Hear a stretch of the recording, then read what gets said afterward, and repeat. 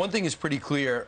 There's a high-tension trip that Speaker Pelosi is on right now, and she's on there with some other Democrats, no Republicans, even though Michael McCaul was invited. And she's on with on this flight over to Southeast Asia with Gregory Meeks. Oh, you got a Fox News alert there, Brian. Yeah, it's good news. I signed up for it. It is free, and I thoroughly recommend it. Mike Takano, as well as Andy Kim and Susan Delbene, and they are there, and they're going to Singapore right now. But the biggest story is they'll be going to South Korea and Japan. Somewhere in between, will they be going to Taiwan? It's missing off the agenda right now. She's not answering the question now. And on the Sunday shows, this was a big conversation. Mike Pompeo talked about how China is not supposed to dictate American foreign affairs and what our leaders do. Listen.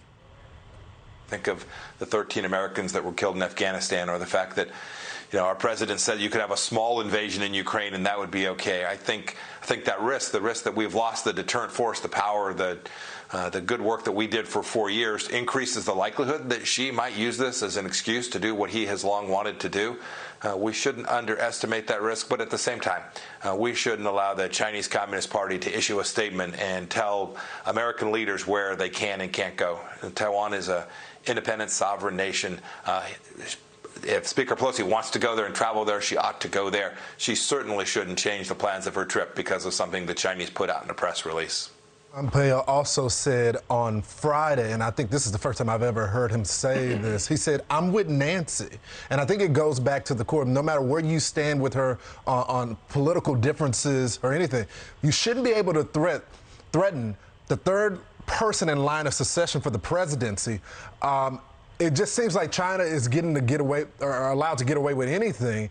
The press secretary was asked about specifically the threat.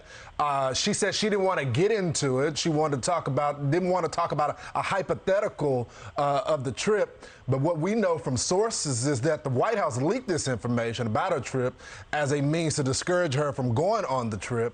Peter Schweitzer has some thoughts on them threatening Pelosi on these travel plans. Watch.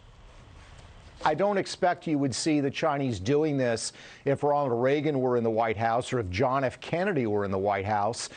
They see weakness. They smell weakness. They also know that they have this commercial tie, or Donald Trump. They know that they have this commercial tie with the Biden family, and it gives them leverage. So the New York Times says the administration officials say they expect she will stop in Taiwan despite China's increasing provocation. She said in a statement that she was planning to travel on with the congressional delegation for high-level meetings. She confirmed Malaysia, South Korea, and Japan.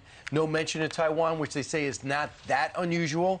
But now the Biden aides say she's expected to proceed with the plan for the highest-level visit. She says she could change her mind at the last minute, but the administration kind of concurs that they look weak if they back off right now. She's in a tough spot. She's in a tough spot because we don't want to look weak, but at the same time, we want her to be safe. I mean, China is threatening to shoot down her plane if she flies into Taiwan. It would be a world war. Right. Do they want to start a world war on a visit to Taiwan?